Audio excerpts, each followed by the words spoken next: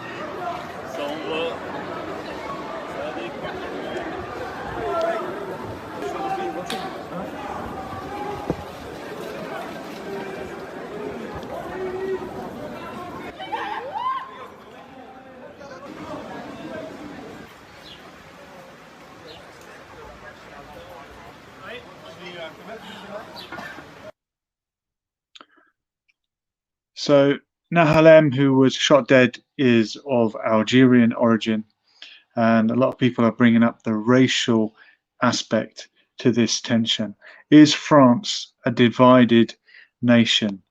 Let's have a look at the demographics, and I'm not sure what year this. Oh, look, okay, 2004. Goodness, this is nearly 20 years old, but you can see that the North African population made up about 10% back then. That's probably increased since then, and the white population 84%. The North African population, we're talking Algerian, Tunisian, and Moroccan mainly.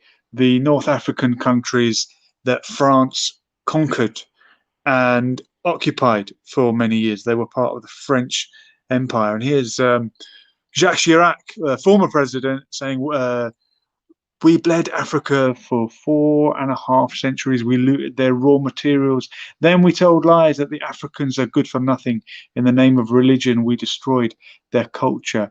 And after being made rich at their expense, we now steal their brains through miseducation and propaganda to prevent them from enacting black retribution against us. So that's President Jacques Chirac acknowledging the sins of the past and what France did in Africa. Does that explain the underlying tension? Does that explain why when a kid of a North African origin is murdered by the police, this tension then spills over? Is this just an accident waiting to happen? Here's some more images of the scenes. You can see the destruction. And when this happens in France, does it mean it could happen here? When we had the London riots in 2011, it wasn't long before the London riots spread to Manchester, spread to Birmingham, spread to Liverpool, spread everywhere. It was like wildfire. Does the age of information mean that bad information, good information, disinformation can travel quickly? Kassif Hanif saying, not to mention winning World Cups due to Sons of Africa. Yeah, that's right. The French football team, who've won the World Cup twice in my lifetime, many of the star players are from an immigrant background, and they've embraced their French identity, have they not? They are proud to be French citizens. They are integrated. But some people on the far right don't like that, and they think, well, you're not really French if you're not French through and through. How far back do you have to go to be really, really French? The Normans in Normandy, and I didn't know this until our good friend Owen, who often contributes, told me the Normans were Norsemen, and they came to France as immigrants from Scandinavia. the Gaulois, the French tribes that that great cartoon Asterix and Obelix represent. They were Germanic tribes that came into France, and the Breton in the northwest, maybe they are the indigenous French, the Celtic people. So who really are the French? Who are the origins? Kassif Hanifa saying Rollo the Viking. I don't know that one. Is that another cartoon that I must have missed? You're welcome to jump on, by the way, Kassif, if you want to speak to all of us. We'd love to hear your voice. You can keep the camera off if you want. But if you want to stick in the comments, that's also okay. Here's some more shocking images from the riots in France. They've got the batons out. What are they called? The French police? The gendarme? Is that the one? So the flare-up happened when in Paris, Nahalem, 17-year-old of Algerian origin, was shot, and his death, which was caught on video, reignited long-standing complaints by in poor racially mixed urban areas. So that France in 1789, I think it was, had the French Revolution. It's a very revolutionary country, and whoever's in charge in France, whether it's Jacques Chirac that we just mentioned or Macron, they have to be very wary of their people. And they recently tried to increase the pension age, and there was rioting in the streets. Boom, straight away it was changed back. And in the UK, they've been putting the pension age up. They've been reducing real living wage for a long time, and no one does anything. No one lifts a finger. We're never going to overthrow the king, King Charles. Kassif Hanifa saying he was given a piece of France, Normandy, by the King of France to fend off attacks from other kings. Oh, right, he's picking me up on the Norman name. Very good. His direct descendant was William the Conqueror.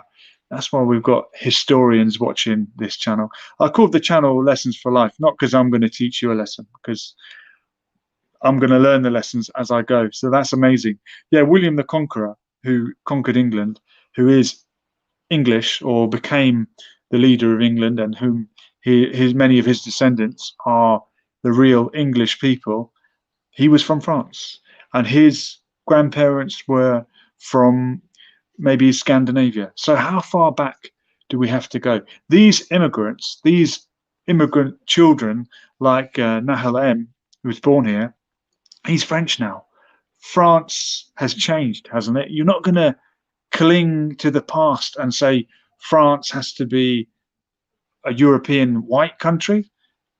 The demographics are changing. Still vastly majority white. I know this is from 2004, but why is it any different if people come from North Africa and become French than if people come from Scandinavia to become French? Here is a perhaps tongue-in-cheek tweet that came out from someone calling themselves Real Palestinian. Note well the flag there. I am calling on the French government and the French authorities to show restraint and avoid taking any measures that could further inflame the already tense situation. So this is obviously a reference to what's happening in the West Bank at the moment, in the Palestinian territories, and what's happening in France, and the parallels there. And I've even heard other people calling this the third intifada, but it's happening in a different country. And very silly, really, to compare it to that, because of course the Palestinians are uprising against the people that went to their country, aren't they? Rather than if you think it's foreigners rising up in France and threatening the native inhabitants, which I think is the the line of argument there. This one from Angelo Giuliano: don't ask me to cry for what is happening in France. Never forget that France sponsored Libyan riots, sponsored the civil war, and cheered the abuse and killing of Gaddafi. France has no lesson to give. Libya was a thriving and prosperous nation. Yeah. Is this one of those chickens coming home to roost moments? There was a comparison with the likes of Poland, and Poland doesn't have these problems. Poland is a very homogenous country. Most of the people that live in Poland are Polish, and they don't have a so-called immigrant problem. But Poland also didn't go around the world conquering places and making people French subjects. When France conquered Algeria, they declared that Algeria was part of France. It wasn't just part of the empire, it was part of France. So anyone in Algeria at the time could become French. And if you do that, and then if you are driven out during the Battle of Algiers, you can understand why the people that had been ruled by France for so long considered it right that they should go and live in France. They speak French. They understand the French culture and the French way of life. Why not?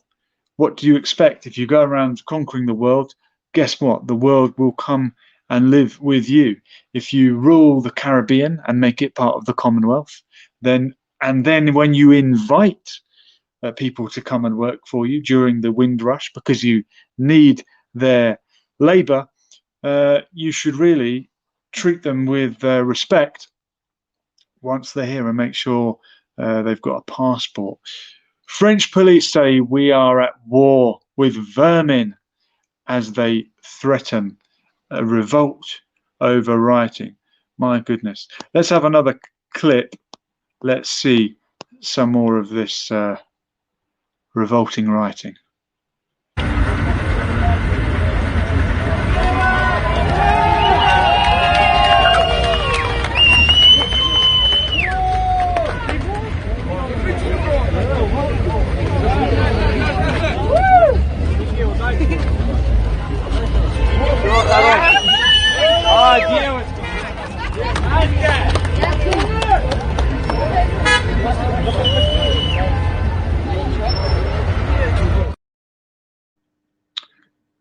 Yeah, shocking. And one thing that's come out of all this that I would mention is the mother of this poor boy, Nahalem, who was murdered. I'm going to see a clip of her in a minute. And when things like this happen, sometimes people can be very suspicious of the way people react, and they say, would you really react like this? There's always accusations of crisis actors and that sort of thing. The mother, who I believe is a single mother, and this Nahalem was her only child, she's come out and said, look, my world has been taken away from me. Here she is kind of being paraded around. Let's have a look.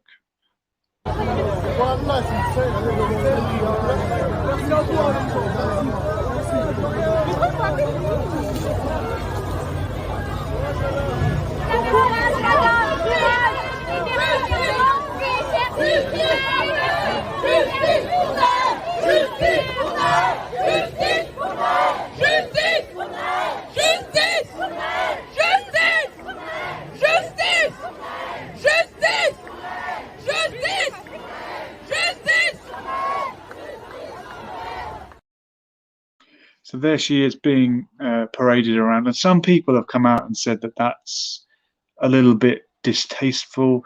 Would you react like that? She's been shown to be smiling in certain pictures. Look, God forbid any of us ever get in that situation. I have no idea how I would react.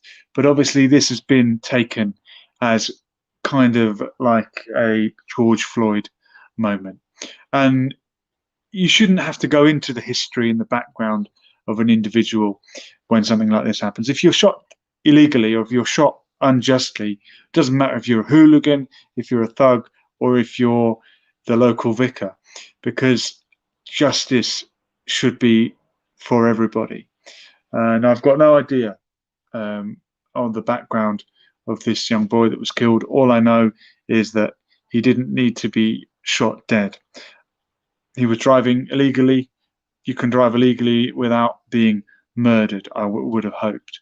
But people are picking up on the fact that the mother is being paraded around like that, has got the T-shirt on. It's almost being marketed. Is this being turned into something that it doesn't need to be? Does doing a reaction like that cause unnecessary violence? Are we reading more into this than we should do? She is on record as saying that officer saw an Arab boy's face and pulled the trigger, hinting that he would have been treated differently if he was a white Frenchman.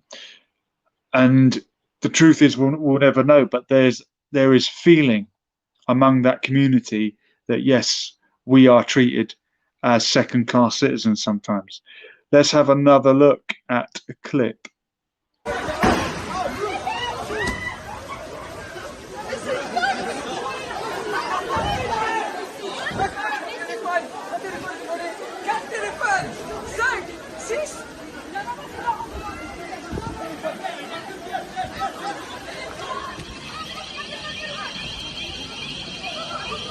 Il a un avion, rentre dedans. Il a un avion, rentre dedans.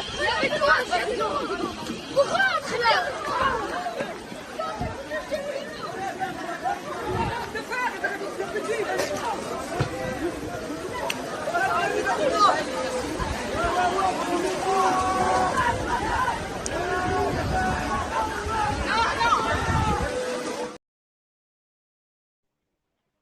So I wonder if this ill feeling among the immigrant community is a generational thing. You hear often about the first and second generation that arrive in a country. Could be Britain, could be France. They knuckle down, they work hard, they make their money, they provide for their family, and then the second generation builds on that. And then the third generation have something of an identity crisis, and they don't know whether they're French or they're Algerian or they're British or they're Bangladeshi or Pakistani or Irish, whatever it might be, whatever immigrant background you've come from. When it gets that far removed, you kind of question who you are. And young people especially, they need an identity. They need something to latch onto. They need a football team. They need a religion. For a lot of people, their religion becomes their identity. A lot of third generation immigrants are much more religious than their parents or their grandparents. Maybe it comes from that searching for belonging, for identity, because I don't sense that this animosity towards France as the ex-colonial country exists in North Africa itself. I haven't been to Algeria, but I've been to Morocco and Tunisia, both former French colonies, and I didn't sense any sort of animosity towards France in the way that you would sometimes get in Ireland towards the old enemy, the British, or more accurately, the English. And maybe that's because that conflict, in the eyes of some, hasn't really been settled yet. But for example, in Tunisia, absolutely no hint of any sort of anti-French sentiment. I could walk around with French people and speak French and it would be welcomed, not a problem at all.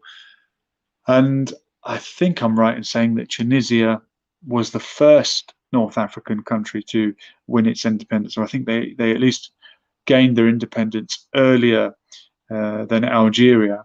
Algeria fought a very bloody war for their independence, and of course, since then has been blighted by horrific civil war as well. And that was a clash between secularism and Islamism, and ironically, democracy causing that clash when the Islamists won the democratic election and the secularists, who you would thought believe in democracy rejected the result of the election. So, like a lot of Arab countries, Algeria has struggled with secularism, nationalism versus Islamism. There's also ethnic tension in Algeria itself with minority population, the Berber, the original inhabitants, the Amazigh, against the Arab Algerians, so called. And one of the remnants of the imperialism and colonization in Algeria is that there's a perception that the Amazigh people, this ethnic and indigenous minority group, were given preferential treatment during the colonial times. Very often, the colonialist powers and the British the same, when they go and conquer a country, they will put a minority in a position of power. In Ireland, it was the Protestants ruling over the majority Catholics, and that leads to tension. In North Africa, so I'm told, the Amazigh population, who are the native inhabitants, that is the native culture. Remember, Algeria and the rest of North Africa was Arabized over hundreds and hundreds of years. So just as the French were colonizers, were the Arabs not also colonizers who arrived to the land and colonized it in a different way? You could argue that fact. Dardasha is saying, I've been to France.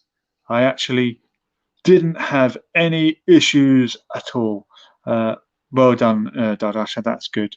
Do you usually have issues in other countries? I hope you can resolve these issues. That's good. That's good to know. And that Dardasha is picking up on the idea that France is an Islamophobic country, that there were certain laws brought in that disproportionately affect Muslim people because they are the community that tend to want to follow their religion. France is officially a secular country, and at the time of the French Revolution, when the Catholic king was overthrown, a lot of laws were brought in outlawing displays of religious affiliation, making sure that the church and the state were separate. And if that applies to religions in general, then it's going to apply to Islam as well. And Muslims may have felt that if you're not allowed to wear something that displays your religion, that disproportionately affects them. Because if you're a Christian and you're not allowed to wear the cross, that's not really seen as important as, for example, Muslim women choosing to cover. Dardasha saying, sorry, I'm picking up a bit late on the topic. That's all right, Dardasha. It all happens in every order. Owen Keenan saying, catching up on times two. Don't worry, Owen. Jump straight in. You'll pick it up. That's Owen, who I mentioned earlier on, told me about the Normans coming from the Norsemen. You'll learn something every day from Owen. That is for sure.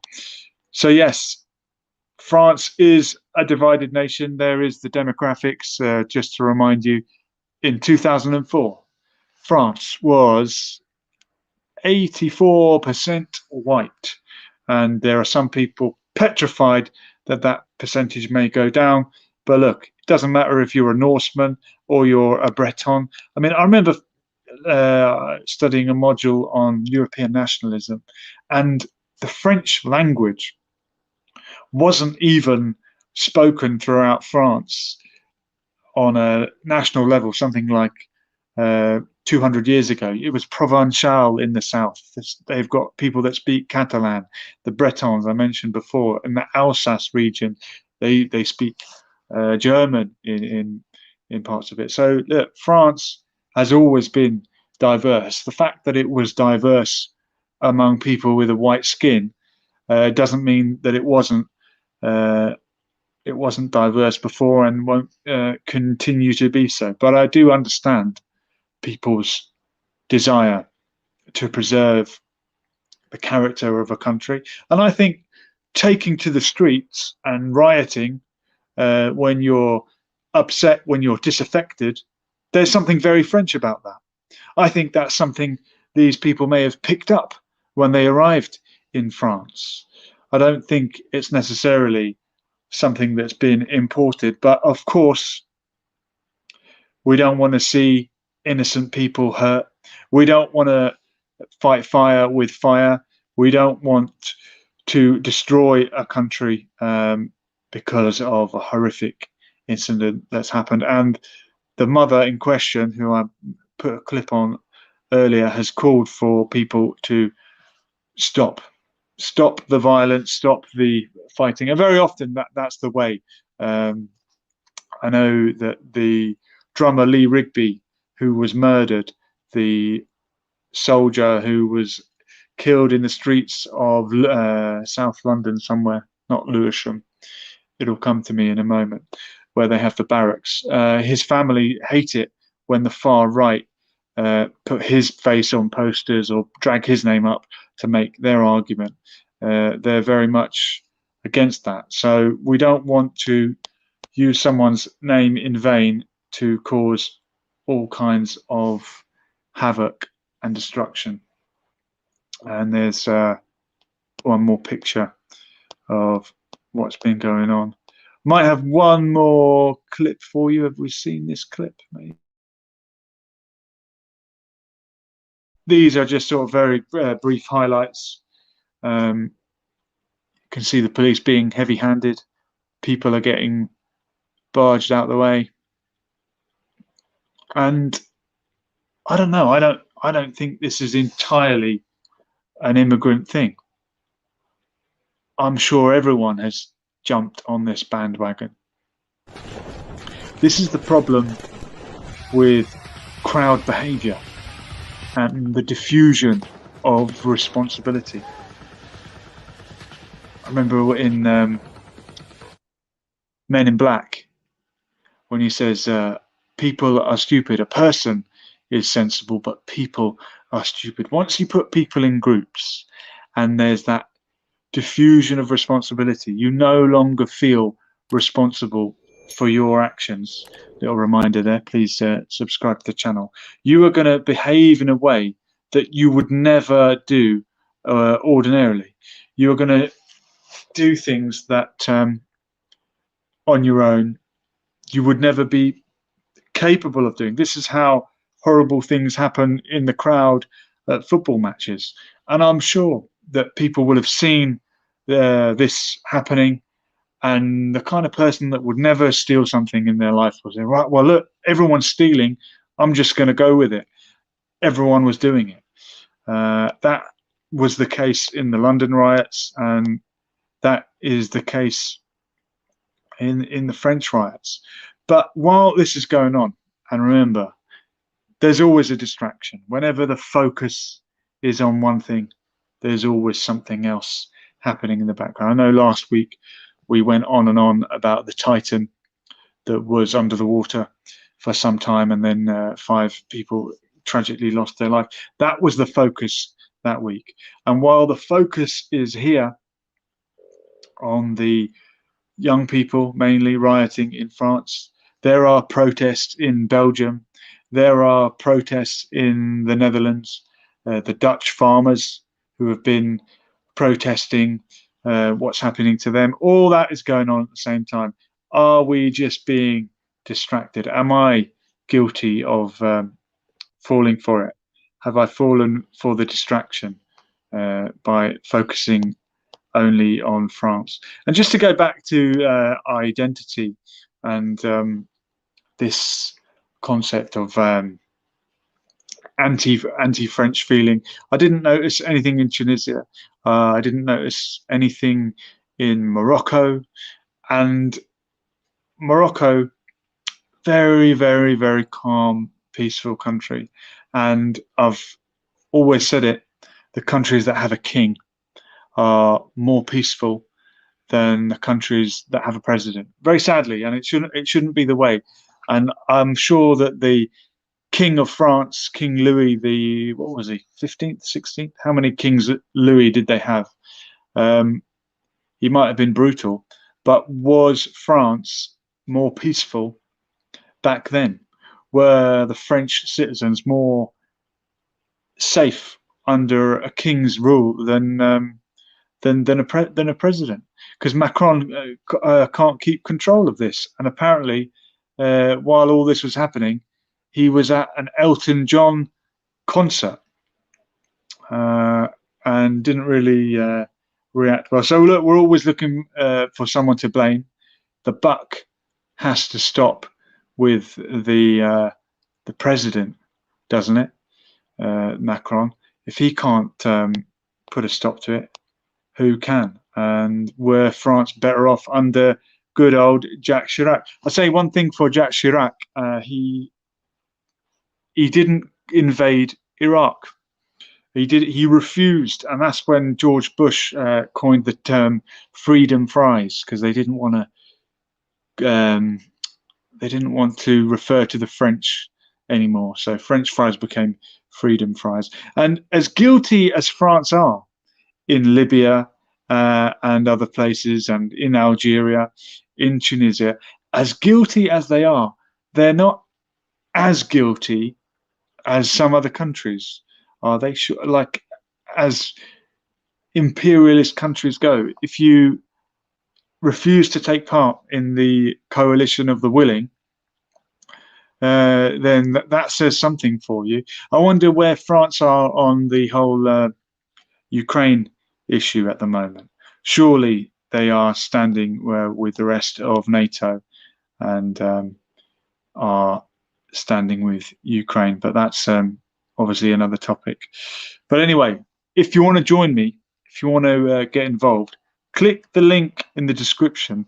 I would love to have some of your thoughts on here. And look, the best thing is when people come on and disagree with me. I've had people in the chat this week, people in the comments, thinking that they're really funny and saying, yeah, diversity is our strength, believing that because you have a country that's only 84% white, or well, it might be 80% by now.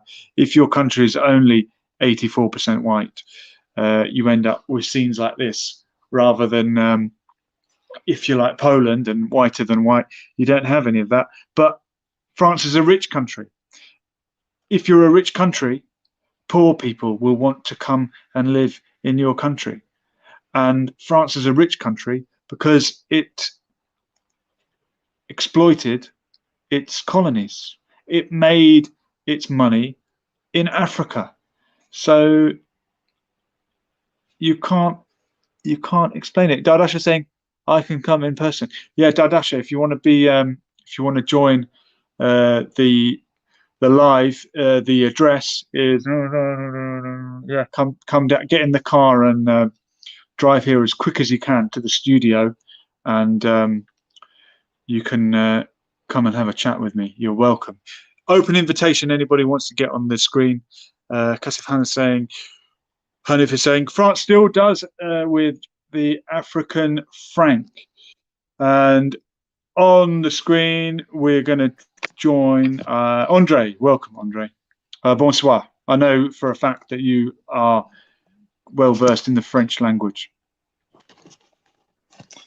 Je parlais un peu de français. Exactement. Look, what do you make of this? You spent quite a bit of time in France because you had to. How does it make you feel seeing these images that we have been looking at? I haven't seen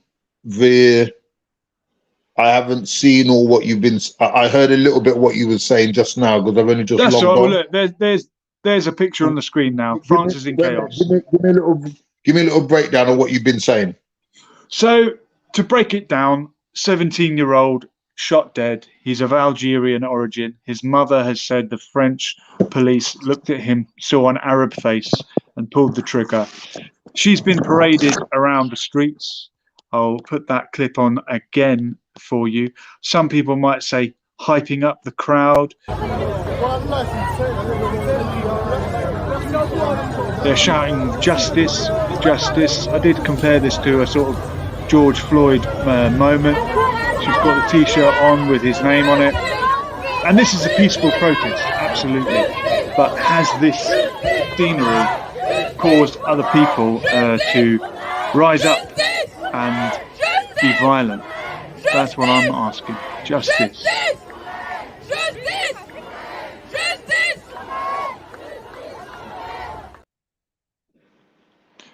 Yeah, what do you think, Andre? Is France always a powder keg ready to erupt? They're more volatile. They protest a lot more than we do, whether they're of Arab background or French background. France as a society, the Gilets jaunes, they are more inclined to take to the streets, aren't they?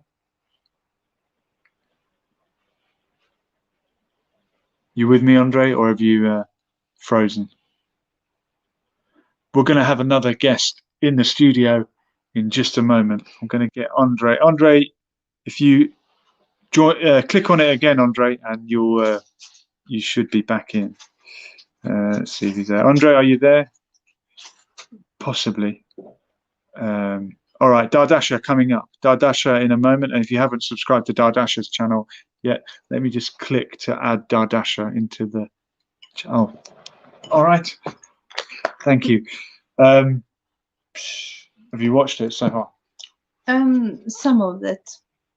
I got a few phone calls distracting me right now. That's all right. So, I guess the topic is about France. Yeah. Racism. Partly, yeah. The attacks that's been happening now in France. You know, I read one of the comments in your Facebook, Okay. and a guy said, a guy wrote to you- Diversity is our strength. No, he No? said, Okay. he said that's the problem when you have too many ethnic, like as in other ethnicity was the problem. Get in. This is the problem when you get No. Yemenis on the channel. They don't get in the camera.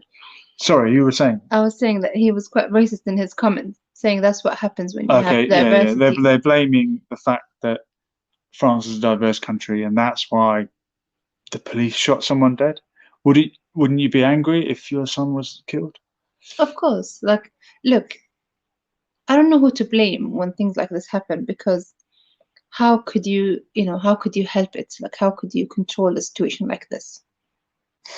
But the trouble is, if people feel that they are discriminated against, then when one of their people gets shot dead by the police, they're going to think it's because of that, even if it isn't. Even if If that's present in society, they are going to feel like that. You have to neutralize that feeling. I was wondering, is it a generational thing? Because I've been to Morocco and Tunisia, and no one hates France.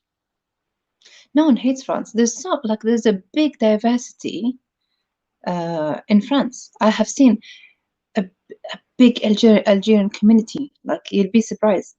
I mean, I don't know. Maybe you have been to Marseille. Marseille. Marseille. I say in Arabic way. Marseille. Hello, Andre. Assalamu alaikum. Wa alaikum assalam wa rahmatullah. Are you How alright, you doing, sister? Andre? Go for it. Yeah, I'm sorry about- okay. Yeah, thank you. Sorry about that. That's what I'm doing. It was a bad connection, so I've joined you now to my my tablet. Fantastic. Yeah, you look even better on the tablet. Good man. Yeah, you spent time in France. Did you mix with the North African community? I mix with everybody, but my niece is an English teacher who teaches in Marseille. She's in Marseille now. I tried to get her on your. I sent her. That would have been good. That would have been great. I sent her the link. But so let me just explain something to you. I've spoken to her tonight, and she's told me that it's starting to calm down over there. Okay. Well, that's good. But I made a point to her, and I said to her, when I was living in Paris, I didn't suffer any racism over there. Because all Okay. the North Africans thought you were Moroccan. Well, I'm going to explain that. Well, I do look, you know, I look like Moroccan, but I'm going to explain to you what happened. Yeah, now. okay. Now. So basically, I didn't suffer with any racism over there. I'm talking about racism from the white French, the native French. Okay, I didn't get any racism over there. All right, and I didn't fully understand why, but I realized what I thought it was is exactly what it was, because my niece said she gets the same thing. My niece is the same coloring as me and got the same, you know, she's very well spoken. She went to Kendrick Girls' School, which is obviously in Reading. So, yeah, just like me. Yeah, okay. Yeah, okay. Right? So she didn't get any racism while she's been in Marseille. All right. But it's all about the image. It's the image and the way you carry yourself over there. I don't 100%. I agree with you. I can. Okay, so you can have, how can I put it? I don't believe I carry myself all the time. Sometimes I do, but I don't believe I carry myself in a ghetto way. Okay. Well, I don't think I have a 24/7 ghetto appearance, if that makes sense. Okay. And the urban ghetto appearance is associated with blacks. The urban, if you look like an Arab or a North African, should I say, and you have that ghetto appearance, they look at you as an Arab. Do you understand? Okay. Right? So is it more Islamophobia than racism? And If they will Arabs are treat, associated with Islam. and they will treat you in that way. And they will treat the blacks in that way, the Africans in that way. And I'll give you an example of what I'm talking about. I bought an apartment in the south of France, in the south of Paris, in a place called Fidi Calvaire. It's predominantly Jewish that live there. It's a well-to-do area. It's next to Bastille. And when I catch the metro, I've seen the police and the armed police, I forgot what they call them, that come on to do security checks. And when they come on there, papier, je dis papier, you know, asking for their documents. But they're not like that with me. They're not like that with me. They will go up to the darker Africans and push them about for their papers. They will go up to the Arabs or people, you know, dressed in hijab. Where's your papers? Okay. But they walk straight past me all the time. And I realized that it's an image, because the way I dressed, I always dressed smart. I didn't really hang around in jeans and all that. I always wore trousers and a nice shirt when I was going about, whether I was going to the gym or not. I always had that kind of, you know, and I think they thought I was either American or they just knew I wasn't French. Do you understand? Because of the way I dressed back then. It's about the image. When is back then, Andre? When is back? Okay, very good. Late 90s, I'm talking about. So 98, 99, 97. This is the Before time. I was That's born. very important. When they first won the World Cup, and it was the. Look, I agree with Andre, because I went to France, Andre, and I did a road trip around the south of France, and honestly, I have never felt that I've been discriminated against, and I now wear a headscarf. And I think is the way you carry yourself, as you say, how confident you are, you know, like your energy attracts. I might be wrong, but I agree with you, because while I was there, I never felt any racism. Whether in France or other European countries, I have traveled a lot, and I've never really was in any incident of racism, because I feel happy. I talk to people, and I've got no issue of talking to everybody in the street. You know, I just never felt the fear that I'm gonna face any racist abuse or anything like that. Owen, are you with us? However, oh, go on. Andre's back in, and then we're going to say hello to Owen. However, that's right. However, sister, I hear what you're saying, but the truth of the matter is they don't target women; they target the men. I see. Okay. Do you understand? They don't really target the women; they target the men. Okay. So, when's the last time you heard them shoot down a Muslim woman, you know, a North African woman or an African woman? They don't shoot down the women; they're shooting down the men. So I understand what you're saying, but I think it's more appropriate whether I felt it as a black man. Do you understand? Right? Yeah. As a Moroccan looking man. Do you understand? Did I put up with that? But again, I think the way I dressed didn't fit the criteria that they're looking for. Do you understand? All right. Yes. You can tell by the way someone dresses if they've got money, and you know, are you an illegal immigrant? I don't think he is, and if he is an illegal immigrant, he got money, so we don't care. Do you understand what I'm trying to say? Is that kind of that kind of feel? You know, I had a lot of Italian clothes and all of that at that time. You know, designer stuff and all of that. So I think the way I carried myself, but. I just want to say, just to put that to one side, they are targeting, they do pull up people, they do bully them, but there's a couple of points which is very important before we switch to Ali. I just want to make, please, if I've got time, Jules. Here's point number one. Here's point number one.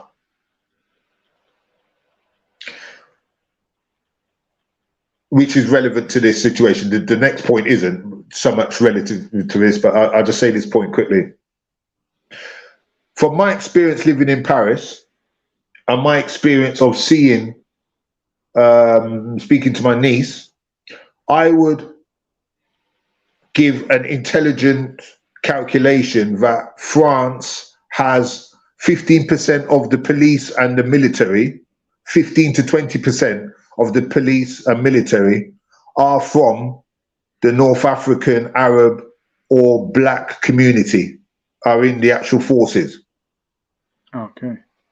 All right. Mm-hmm. You will see from the clips online that some of the police who are fighting against the rioters are actually black or Arab. Yeah. Look, many a black man in America has been gunned down by a black officer. Agreed or not agreed? Do you agree on that? I agree. I agree with you. So let's go with the 20%, 15 to 20%.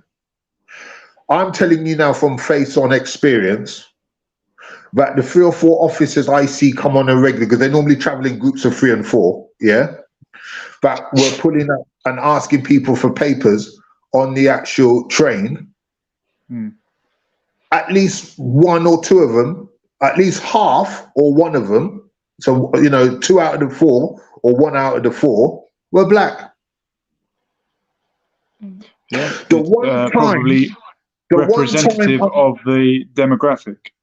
The one time that I went to the Champs-Élysées to go to a nightclub and I got refused entry, the one time I ever got refused entry, it was 17. It was a black bouncer that told me I got, sorry, not tonight. And it was an Arab. It was an Arab businessman, a Lebanese businessman, and a French businessman who I was actually went out to dinner with. That said to me, "What are you talking about? Don't you know who he is?" And they gave them my card, and he said, "Oh, sorry," and he let me in. Wow, there you go. Reputation can help you sometimes. The toxicness amongst our race is very strong.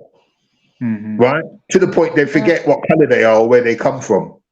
Right, so that's point one I want to make. The last point I want to make is this: France needs to get out of Africa. They've been living off of Africa's, people don't know this, but the Franco, the African franc, okay, which they push, and they, all of French former colonies push this. You know, that's the currency of the former French colonies. All of the French former colonies' GDP has to go into Commercial Credit de France Bank, and they're not allowed to access that money without giving a 3 months notice. And out of the money that they bank in the French bank, between 50 to 60% of the money that they bank is taken by the French as tax, and the African countries are only allowed to access 10% of their money at any one time, providing they gave notice. This is why a lot of the African colonies fractional progress banking. and get anywhere. Yeah. Sorry? It's like fractional banking, or it sounds like it. Right. And they're taking making up money to out of 60% of these countries' GDP. So France are still exploiting their colonies. Owen, 100%. are you with us, and can we hear you? I don't, can you hear me? Just about, Owen. Yeah, you've got a bad line, I think. All right, one second. Are you in France? I'm reporting to you live from Paris. You're live from the riots. Go on, we can't hear you that well, unfortunately. But give us your take on this, and then we'll see if we can decipher it. So my take on this situation is that it's quite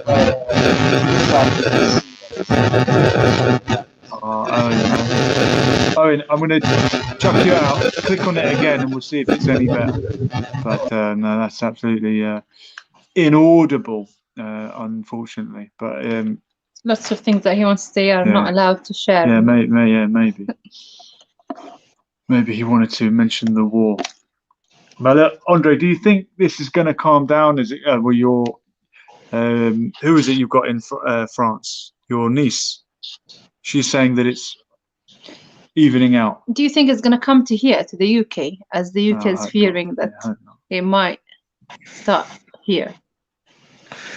It's been here already. You remember when they shot down the Mark Duggan, 2011. Yeah, Duggan in 2011. It kicked off. Of course it can kick off here. And I think if police shot down somebody again, it would kick off here because we're at that time. Do you understand? Right? Yeah. But France has a history of this. You know, it's happened a few times, and I don't know. I think the colonies that France has controlled are a little bit more hot-blooded than the colonies that England controlled. Do you understand? Well, so what about the Vietnamese community? You know, I think it's Vietnam. We never hear about flare-ups with that community. French Indochina, or do we? No, it didn't. Yeah, you're wrong. They did flare up, and they flared up quite a lot. It went on for about 10 years, 10 to 15 years. There was demonstrations and fighting and all of this, and it ended in a civil war where they lost at the Battle of. I hate that when I can't remember the name of something. That's right. No, but I'm talking about the Vietnamese community in France. We never hear about tension with the community, the immigrant. No, but they were fighting back up. No, because they were in 56. They were fighting in Vietnam, weren't they? They kicked the French out. Them out, just like the Algerians did around a similar time. Okay, yeah, that's interesting. But yeah, they get like what they call the model immigrant communities or model minority, and some minority communities do very well, others do not. If it's only as simple as white supremacy or racism from the white establishment, how come some communities are doing very well? You mentioned the Jewish community living in a rich part of Paris. They're a community that were devastated only a few generations ago, and as we know, but would appear to be doing well. And some minority communities are not doing well. It's a good question. I like the question you've asked. So let me tell you my assumption of this. It's the capitalist model. And the capitalist model that they sell to us pleases the majority most of the time, but it can't please the people 100% of the time. And what that means is they're very, very good. White supremacy is very, very good at giving you a cream cake when you're a little bit frustrated, and the cream cake is enough to appease you. But then as time goes on, you realize that it was only a cream cake they give you. They never, ever gave you equality. Do you understand? And then it flares up again. Do you understand? Right? Okay. They're very good at covering what's going on with giving a little trinket to to calm you down. Do you understand? And then what it is, it will flare up, and that's what's happened. You know, in England, why it's been quite. You know, you allow. You know, I mean, let's look at it. Let's take slavery for example. I don't want to diverse too much off of it, but let's take slavery for example. It was coming to a point where the slaves were going to revolt. So what did they do? They abolished slavery, and by abolishing slavery, everybody was so happy to be free, right? But they never really ever had freedom. They were always, they just basically jumped out the frying pan straight into second-class citizen ranking. Do you understand what I'm trying to say to you? Yeah, and then sure. when that blew up, years like, oh, why can't we read? Why can't we sit on the same bus? Why can't we do this? When that reared up lately, then they said, okay, you're allowed to vote. But they never really got the vote because they were oppressed to have the vote in America and in certain places. Then when they fought for that, they were allowed to vote and they got a little bit of equality. Then what they done, they oppressed the leaders that was supporting these people and bought them out with certain things. So what it is it's always been, there's a saying, I'm trying to remember the saying, but basically, without armed struggle, there will never be equality. Do you understand? If freedom is given to you, it's given to you by negotiation, and the negotiations always favor the stronger party. Mhm. And that's what's happening. You know, when you get into this democratic negotiation situation, it means two people are coming to the table and there's a negotiation, and the split will never be a 50-50. It will always be for whoever is seen as being perceived as the stronger hand. Do you understand? The only way to really get equality is to do what the French Revolution done, to do what the Vietnamese done, to do what the Chinese done, to do what Britain done with Oliver Cromwell, to do what America done with their two civil wars, the War of Independence and the War of the American Civil War. You need to fight for your rights, stand up for your rights. And until you do that, nobody will look at you as equal because it's negotiable. Stand up for your rights. And the people in Jenin, in the West Bank, are standing up as we speak. I may attempt to attend the protest on Wednesday outside the embassy at 6 p.m. in Kensington in West London. Might try and come to you live from there.